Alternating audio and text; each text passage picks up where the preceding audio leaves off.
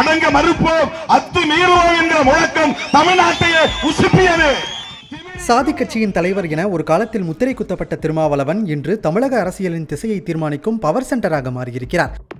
சாதாரண அரசு பணியாளராக இருந்தவர் கருணாநிதி, ஜெயலலிதா போன்ற தலைவர்களையே வியக்க வைக்கும் அளவிற்கு தவிர்க்க முடியாத அரசியல் சக்தியாக உருவெடுத்தது எப்படி?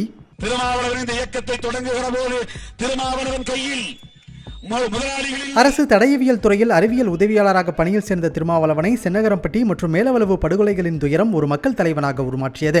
1982 அம்பேத்கரின் மனைவி சவிதா ஆரம்பித்த பாரதிய தலித் பேந்தர் அமைப்பில் இணைந்து மாநில அமைப்பாளரான திருமா பின்னாட்களில் அதனை விடுதலை சிறுத்தைகள் என மாற்றி அடித்தட்டு மக்களின் குரலாக ஒலித்தார்.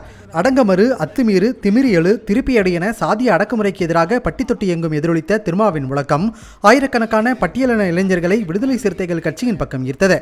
தொடக்கத்தில் தேர்தல் அரசியலில் இருந்து விலகியிருந்த திருமாவளவனை ஜி.கே. மூப்பனார் தேர்தல் களத்திற்கு அழைத்து வந்தார்.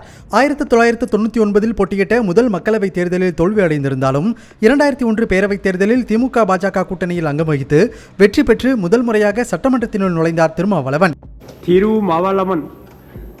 2009 முதல் முறையாக சிதம்பரம் தொகுதியில் வென்று நாடாளுமன்றத்திற்குள் நுழைந்த திருமா தமிழர் பிரச்சனைகளுக்காக எழுப்பிய குரல்கள் மூலம் தேசிய அரசியலிலும் கவனம் பெற்றார். 2014க்கு பிறகு இந்தியாவில் பல தலித் தலைவர்களை பாஜக தன் பக்கம் இழுத்திருந்தாலும் திருமாவளவன் வலதுசாரிகளுக்கு எதிரான தனது கொள்கையில் உறுதி காட்டினார். கூட்டணியில் இருந்து கொண்டே ஆட்சியிலும் அதிகாரத்திலும் பங்கு என்கிற விவாதத்தை பற்ற வைத்தது, மது ஒழிப்பு மாநாட்டில் பங்கேற்க அதிமுகவுக்கு அழைப்பு விடுத்தது, கட்சியில் ஆதவ் அர்ஜுனாவுக்கு உயர் பொறுப்பு வழங்கியது, சட்டமன்ற தேர்தலில் வேட்பாளர்கள் தேர்வில் ஏற்பட்ட குழப்பம் என அவ்வப்போது திருமாவளவன் தலைப்புச் செய்திகளில் இடம் பிடிக்கவும் தவறியதில்லை.